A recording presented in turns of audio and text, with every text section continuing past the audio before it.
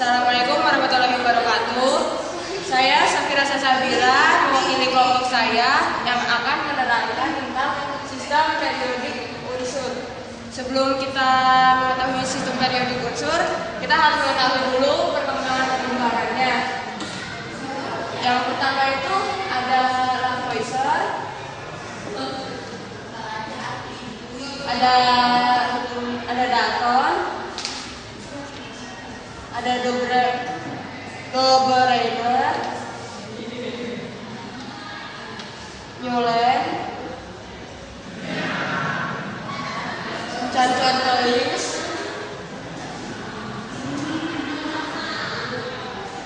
Mayer, dan juga Mendeleev.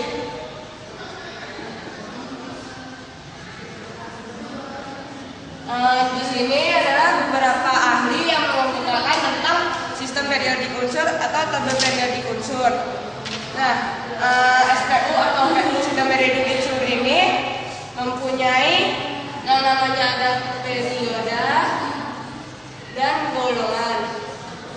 Kalau periode itu terdiri dari 7 periode dan golongan itu mempunyai dua golongan. Di periode ini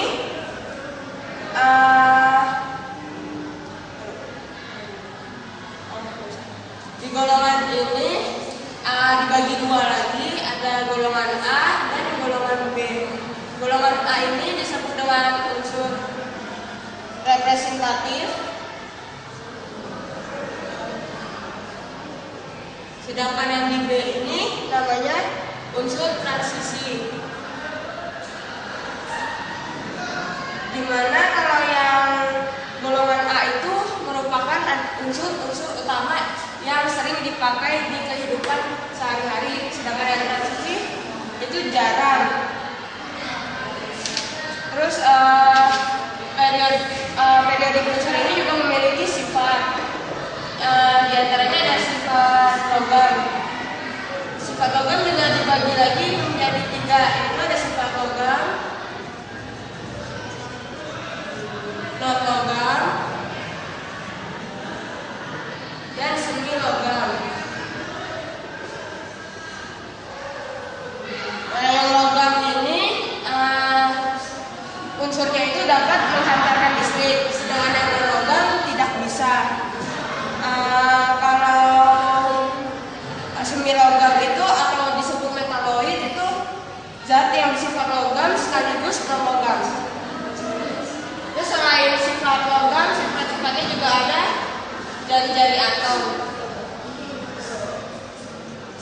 Semakin ke kanan jari-jari atomnya, semakin ke kanan unsurnya, maka jari-jari atomnya itu semakin kecil. Nah, dan kebaliknya kalau semakin ke kiri, jari-jari atomnya akan semakin besar. Selain itu juga ada namanya jari-jari ion.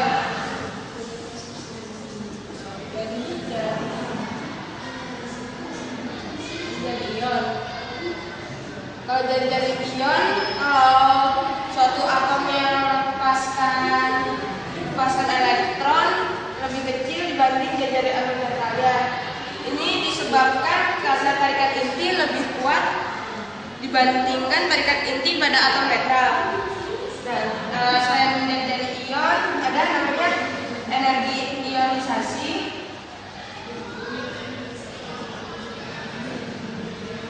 Atau disebut juga dengan energi potensial ionisasi. Terus ada juga namanya afinitas elektron.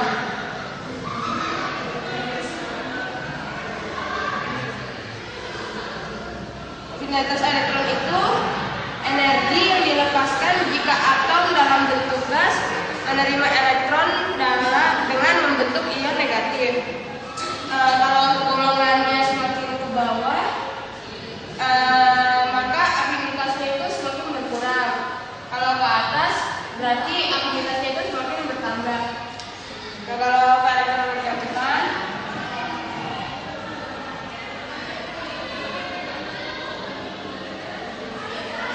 itu ada kemampuan satu atom untuk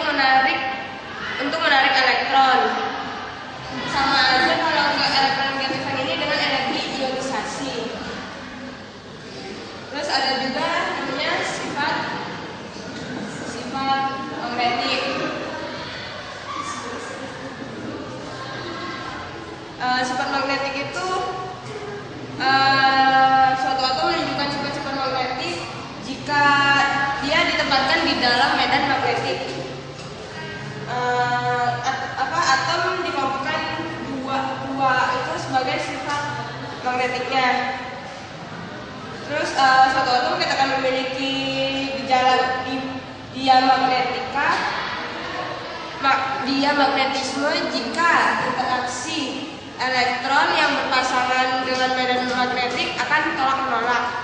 Sifat diamagnetik ini dapat dikalahkan oleh sifat paramagnetik. Nah, sifat diamagnetik sama paramagnetik. Paramagnetik itu gejala yang disebabkan apabila suatu atom mempunyai elektron yang tidak berpasangan. Sekian presentasi dari saya. Mohon maaf bila ada kekurangan. Wabillahi taufiq wal hidayah.